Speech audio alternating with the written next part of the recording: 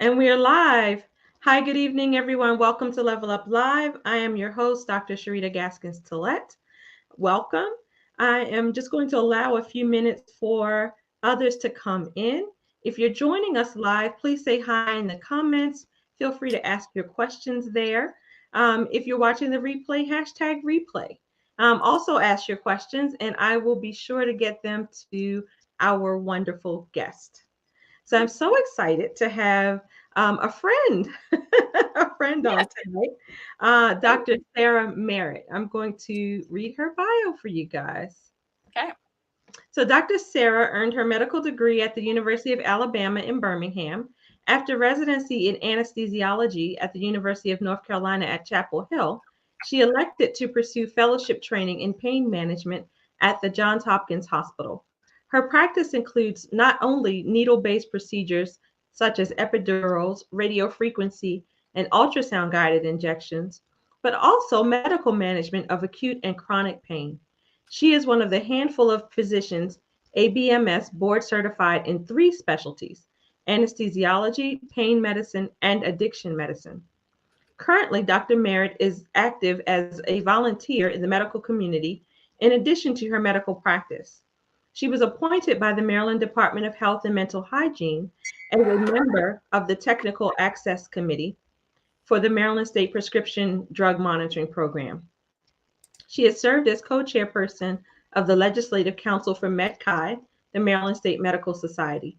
She is also a consultant for MACS, the Maryland Addiction Consultation Service, which provides support to prescribers and their practices in addressing the needs of their patients with substance use disorders and chronic pain management. Dr. Gaskins, but that's me. Dr. Merritt is in private practice at Lifestream Health Center, where she is the CEO. In her spare time, she enjoys spending time with her family, bicycling, running, and yoga. In 2023, Dr. Merritt is finishing RYT 200 yoga teaching certification and will deliver a TEDx talk. She is certified as a trainer for Empowered Relief, a 2-hour class that provides proven benefits for pain. Welcome, Dr. Sarah. How are you? Thank you. I'm great. How are you? Oh, I'm great too. Good to have you with us tonight. So why don't we jump right in? I'd Mhm. like to start by asking you to take us through your journey through medicine and tell us how you ended up being triple board certified. Let's start there. Oh gosh, right. It's funny because I do remember being in medical school, and maybe I was even still in college, and I was dating a medical student, and I remember him working in some lab and being so impressed with like, oh, this so and so is like triple board certified, and just like caring absolutely zero about that at the time, and it's really just something that sort of happened as I've followed what I'm interested in. So I actually started if we're going to really, since this is probably for a physician audience, I'm glad to kind of share my real initial match actually was in ENT.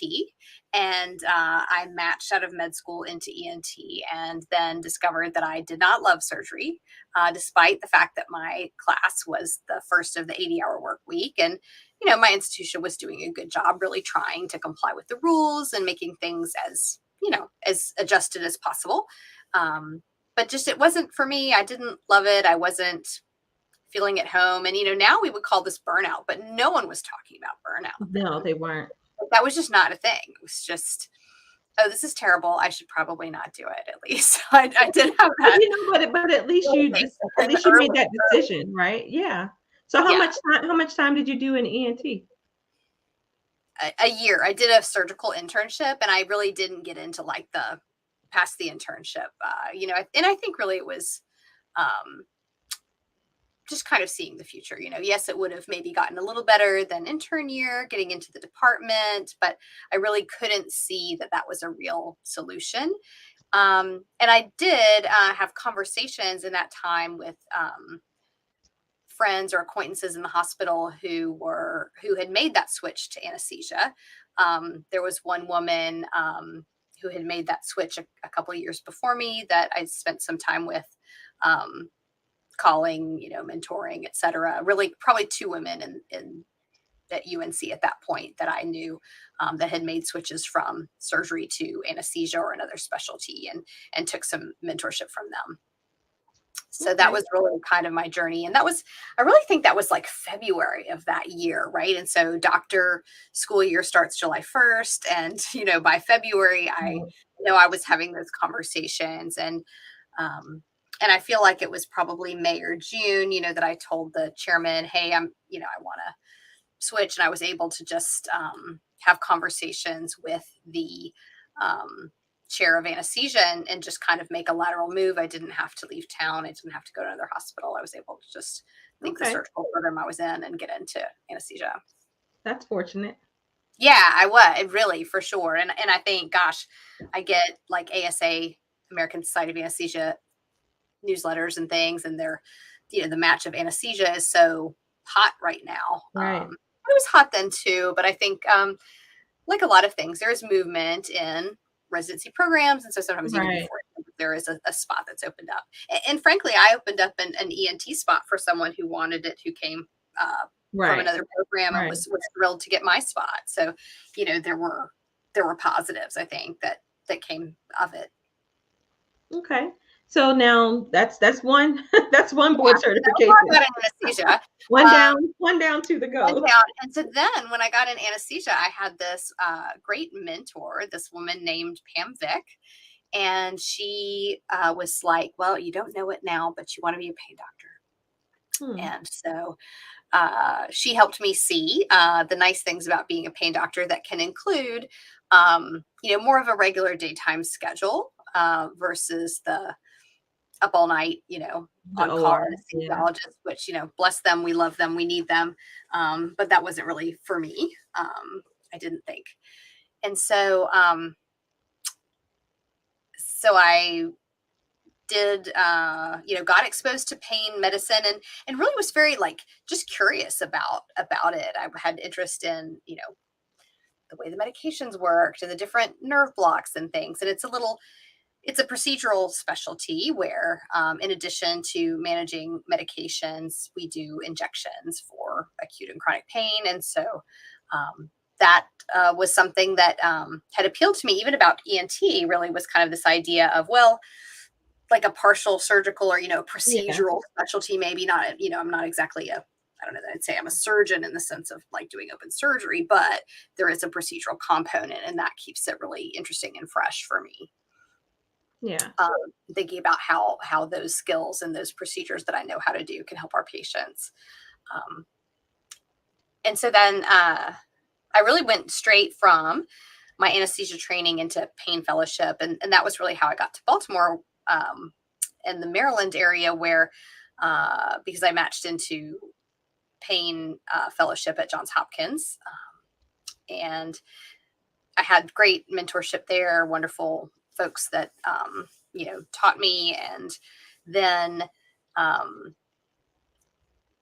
I feel like I had good exposure to understanding good management of opioid medications. That is one of the things that we do in pain. But I think, if you treat people with significant pain, at some point you're also going to see people with addiction. Right. Or I was just thinking it's probably a natural progression from one. And so then how do you know what is what, or, and some of it too is how do you have that conversation? So for me, I was definitely interested in all of that, and in kind of the idea of, but just better diagnosing and treating people, or how do I better, serve patients that are still in a ton of pain? Is the solution really just more medicine and more medicine? Because there's a gray area where it's unclear. Does this patient have some uncontrolled pain? Does this patient have a addiction problem? And there's times that it's unclear. Or sometimes people can have both. Absolutely, you can have uncontrolled pain and a use problem at the same time. So what's your favorite aspect of your practice, your current practice? Clinically, I think because I do like just the ability to be part of the decision making as the, CEO, owner, et cetera. I mean, I think that is big, because I would share, like as part of this journey, right? So I finished my pain fellowship. I did locums for a little while, actually, and I did OR locums. Not even pain initially, because that was OR locums are really useful and needed. It's a very hot area right now, and so I did that for a couple of years while I was kind of figuring out where to be geographically. Because a lot of doctors that do what I do get into like non-competes, and then you kind of box yourself out of a region, and so you have to kind of prepare for that. So I did locums for a little while. I worked for a practice in North Carolina for a little while, and this is maybe in that concept of what's your favorite part of the practice. Non-clinically is being part of the decisions, because I worked in this practice in North Carolina that was like a lovely group of people, wonderful doctors, and all of this, but as like the most junior person out of like 50 doctors, I just really had basically no say or no power in anything. And I had this like kind of fantastic situation in a lot of ways, where I had like 8 weeks of vacation my first year, and increasing over some time, except that like I had last pick of vacation. And so it was just like, it's not going to be. So the larger practice setting wasn't really for you. Yeah. Yeah. So I think just learning that and understanding what that's really like, or, if you're at the time, and I had some kids my kids were in preschool, and, oh, well, there's a singing program, from 9 until 9:30. Well, there was no like, I'm going to start late. You had to take a whole day of vacation. And then you basically had to take a whole week of vacation to take a day of vacation, because they were all assigned a week at a time. And then you had, there wasn't a, like, let me just start a little late. That was just like not a thing. Yeah, I think that's an issue for a lot of, working mothers in general, just being able to have the flexibility, or having the desire to have the flexibility to be able to attend their kids, school events, go on field trips, be at home if a kid is sick. Those are the things that people don't think so much about, because if you don't have a ready childcare option, or a second parent who can make those things, it can really complicate things for you. For sure. Well, and as an aside, I would say, for us, like, to deal with that taking care of kids thing. I mean, my kids are 10 and 12. We still have an au pair, because, I've been like pretty directed, like, career person, throughout my medical career. And it just gives me a lot more freedom and flexibility. And au pairs are much more price friendly, really, than, just a straight like full-time nanny. And it's really been a great fit for our family. So, I mean, I think if, in terms of level up and, women controlling their schedule and doing, living life how they want, actually, for me, the au pair is great. And there is that like work benefit of like, I don't have to like go home for sick kids. It works well for us in that regard. That's just not a thing. And I'm married. My husband works from home, but that doesn't mean he's not doing anything, Right. Absolutely not. Right. You're not doing anything just because you're working from home. So how did you transition into this private practice situation?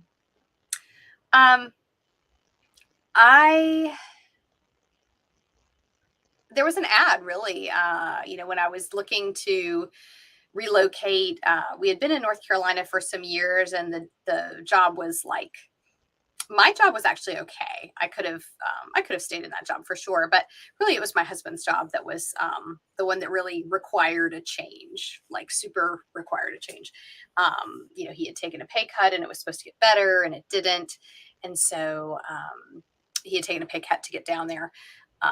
And so between, missing Maryland and being closer to Maryland family, and then kind of that pay issue, we started looking at options, and he got an offer in Maryland. And so with a higher, salary than he'd been making down there. So for me, that was like, oh, okay, well, great. Well, that also gives me some flexibility to consider if I took something making a little less myself, right? That, Right. you know, Sure. The money, balance. money's not our only motivator or our number one motivator, but you do have to think about, we need a certain amount to support, lifestyle or mortgage or Right. whatever Sure. it is.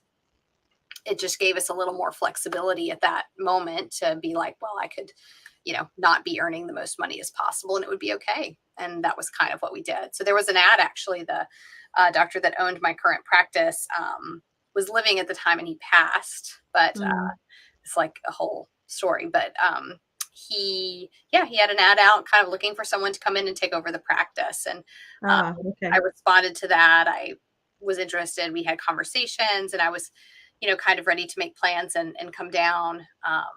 In the interim, he passed. And so we never overlapped, but I was, it was good in the sense that I was able to take on, a lot of those patients. That sounds like a lot of responsibility thrust on you pretty quickly.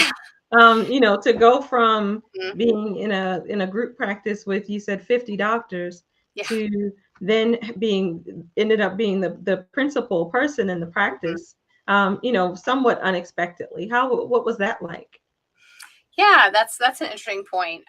It was definitely different to go from kind of that corporate feel and like I still think sometimes about some of the good things that that were done well at that practice included like the credentialing and certain admin and like people would just like whisk to you with like piles of paper like here sign all this and then they would whisk it away and you just knew it was getting done, Right, right. um, so sometimes when I think about my own small practice, how do I move things toward that where, those systems, are taking care of things and I give input where needed, but not in every moment. Um, so actually there was another doctor at that time in the practice. She was like a roommate, like she wasn't an employee. She was kind of sharing space with this other doctor. And so when I came in, she was still there and she was there about a year and then transitioned away. She had, frankly, I think she was kind of burned out and ready to move away from pain medicine. And frankly, I tell people like to treat pain or to do pain management, you really have to have like your own head in the right space because if you Yes. just take it all in, suck up everybody's negativity if there's negativity, right? Because we've got patients with significant challenges and Right. disabilities. We don't want things to be how they are. If you take all that upon yourself, you are just set up for a bad day, and so you Sure. do want to, you have to be sensitive to it and you have to acknowledge it, but that doesn't mean, that you have to be totally depressed all the time either. So what do you do? That's an interesting point that you make. So what do you do to kind of guard your mental health and take care of your self-care? Yeah, that's a good question. Well, it's interesting. I literally had a conversation with a patient today, and I would share that I was cutting her off a little bit because she was a patient of mine who is sick. She's been in the hospital. I was asked to call her. I don't call a lot of patients unless I'm pretty clear on what's happening. And I was trying to like move this conversations forward. And she was like, are you going to listen? Basically.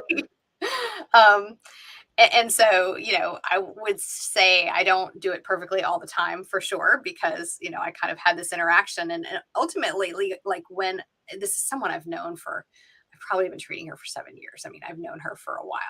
Sure.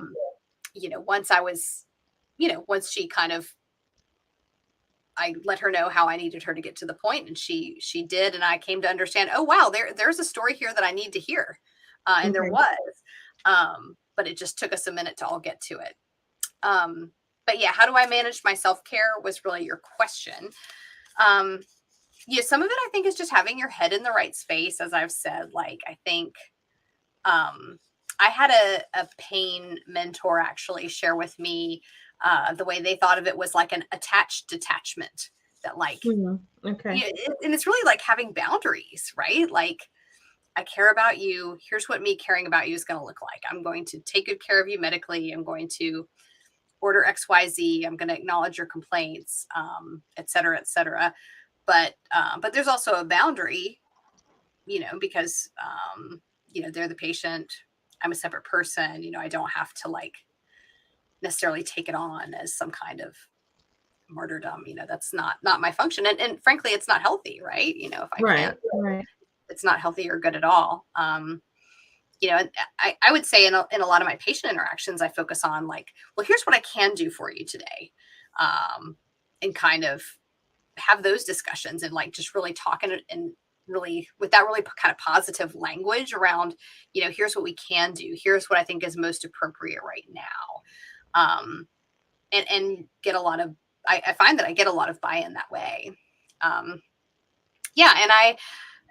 the other piece I would say is, I tend not to work 5 days a week. I work usually 4, sometimes 3.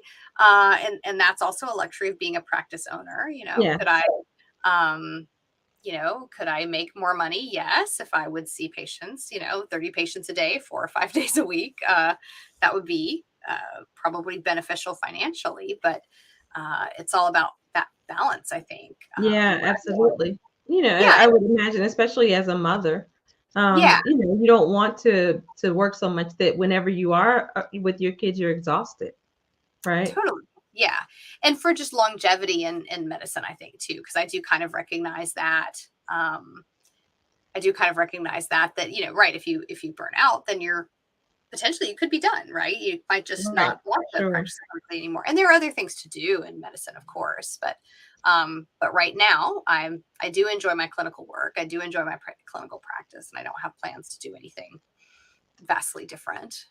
So tell me, how does this yoga certification fit into this whole picture? That's a good question. I'm not sure. I was a gymnast as a kid, and so I've always been flexible and athletic-ish, and I've always liked yoga, and I've probably practiced for 20 years at this point. I mean, it's been a long time, and I haven't practiced daily for 20 years, but I've had, some yoga as part of my fitness, etc.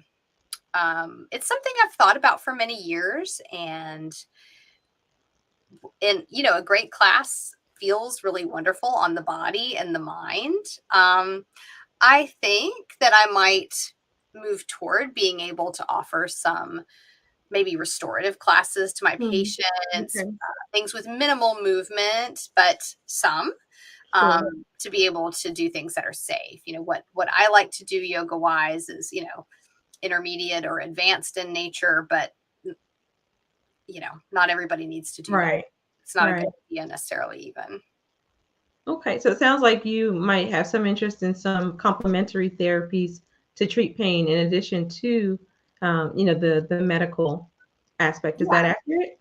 For sure. Yeah. And I think I do feel like in terms of, the interface of that with my clinical practice, it is something that if I were to offer it, to my patients, or if we were to stream some classes, I can control that, right? If I'm teaching it, I can offer a free class here and there, and it would be no problem. So yeah, I don't really plan on, I don't have big designs on taking on a weekly class at this point, but then again, you never know. I mean, it's, Yeah. I would say my husband has taught fitness classes in the past. He's taught spin, and he really enjoyed it. So I think it would just kind of depend how things shape up. At this point, really, my plan would be more to offer it around my patients. But I could also see doing it for like a women's retreat or a women's group. Depending how things go as I start to really teach and understanding, kind of how that works for me and what that looks like. But I definitely envision doing some restorative classes and, maybe some classes as a, service to my community or for women.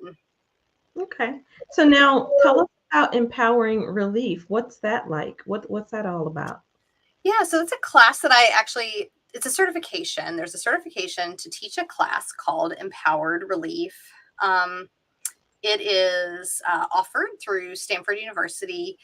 There's a researcher there who's well known in my field called Beth Darnall, and she's a PhD, and she has studied this particular intervention that she's written, basically, and it's to teach a class on self-efficacy for pain management.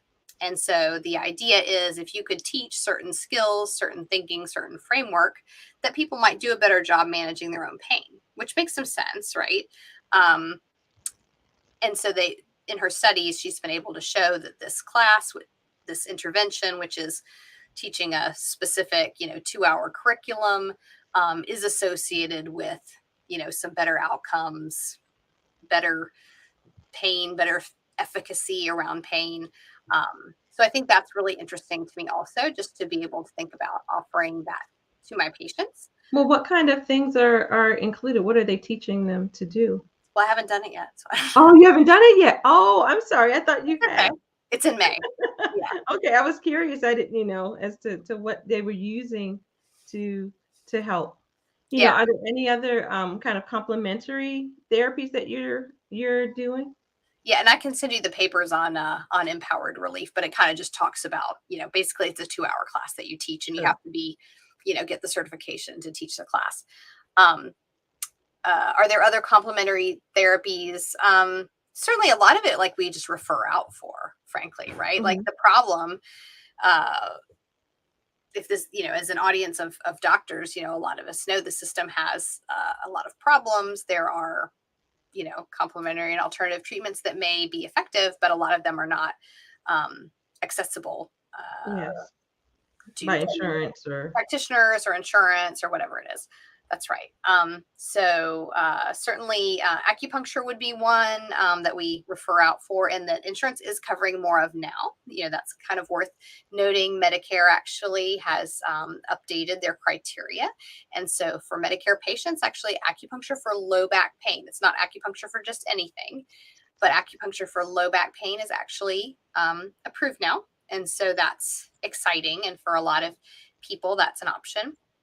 We refer a ton for physical therapy. I don't know that qualifies exactly as complementary or alternative, but I think it's a great treatment, and a lot of people really benefit from moving more or finding ways to move more safely. And I think that, is just safely and being comfortable is part of it, just really working with a physical therapist, starting to be able to feel they can move in a safe manner is a big step for some people. So I think those are kind of some of the bigger things that we really employ regularly. But patients ask me about all kinds of things, and we refer to chiropractic, I guess, as well as physical therapy. Those are great options potentially as well. So now, do you have many? Well, you mentioned the woman that you've been taking care of for 7 years. Do you have many long-term patients, or are most patients with you just for a finite illness or recovery period?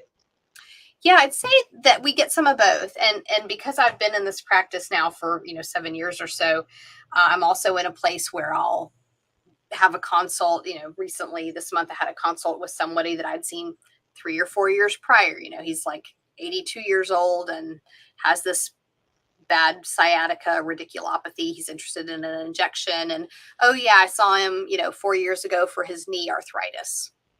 So there is both. There is the lady that I see for 7 years. There's people that pop up now and then with various pain problems.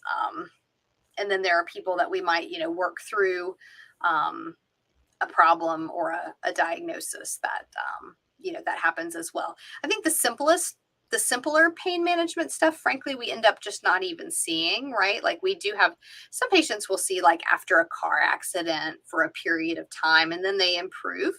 And we have a population of patients. That's probably the most common patient we see for kind of a short defined period of time. But on the front end, you don't always know when the end of that defined period is. You don't always know. It's a little bit of a mystery. Okay. So now, where do you see this practice going in the next, say, 3 years? Oh, I would like to expand. I would like to bring on more doctors. I would like to continue to just grow our impact in educating the community. I feel like part of this empowered relief class that we talked about, some of it is like pain education. And so just like understanding pain better actually disarms it a little bit. Like being less fearful of it disarms it a little bit. And so that's kind of one of my bigger goals, is to educate and do outreach. Building the practice to reach more patients is definitely a goal, because I think, one of my concerns with just being, a single doc is that, how sustainable is it in this crazy environment that we work in. So I think it's important just to continue, we continue to look at opportunities to diversify, what the services that we offer, and the types of patients that we treat, and just continue to, find ways to make a positive impact. Wonderful. So we're almost out of time. I do have one last question that I usually ask everybody. And so I guess for you, or a variation on a theme. And so for you, I guess I will ask, if I'm a patient and I want to up-level my pain management, or maybe, no, scratch that. I'm a primary care physician and I want to up-level my pain management. What would you recommend? Yeah, good question. I think utilizing multimodal treatments and educating patients on those. So the idea that there's not like one pill that's going to solve your whole problem. I think finding ways to convey that to the patient is just so big. So if I'm a primary care doctor and I want to up-level my pain management, I might make sure I'm offering multimodal treatments, either with, medication, injection, physical therapy, doing them yourself, or referring out. Don't forget about topicals. They're also can be part of that multimodal therapy. And then referring to an interventional pain specialist when you get stuck. Okay. Yeah. Wonderful. So now, are you accepting patients currently? We are. Yeah, we're accepting new patients at Lifestream Health. We're in Bowie, Maryland. We have some locations in the Baltimore area as well. And yeah, we'd love to serve anybody in Central Maryland. So how can they get a hold of you? Yeah, so our website is lifestreamhealth.com. There are prompts there to send an email or leave your information. There's also calling. Our phone number, 301-860-0305, is the main number. And sending, like I said, sending something inquiry-wise on the website. It'll call for your phone number and email address, and we'll get back to you.